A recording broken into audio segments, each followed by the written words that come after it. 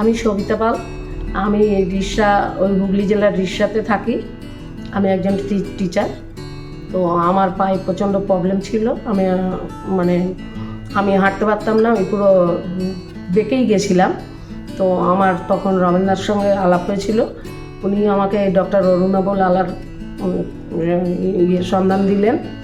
এবার দেওয়ার পরে আমি ওনার সঙ্গে দেখা করে উনি বললেন ইমিডিয়েট অপারেশন করতে হবে। আমি একটা পা অপারেশন করব বলে এসেছিলাম, রিপ্লেসমেন্ট করব বলে এসেছিলাম, কিন্তু আমি 4 দিনের মাথায় আবার দুটো পাই করে নিয়েছি।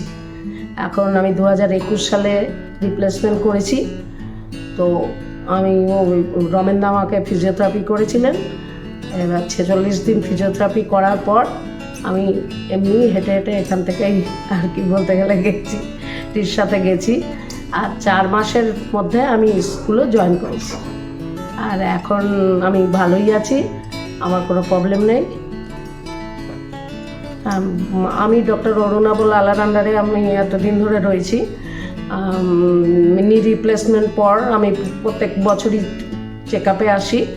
এবার তবে আমার একটা জিনিস ওনার খুব ভালো লাগে, উনি পেশেন্টের সঙ্গে এতদিন হয়ে গেল তবুও প্রতিটি পেশেন্টকে কী করে উনি মনে রাখেন, সেটাই আমার সবচেয়ে ভালো লাগে। আর এই জন্য আমি ওনাকে কৃতজ্ঞতা জানাই।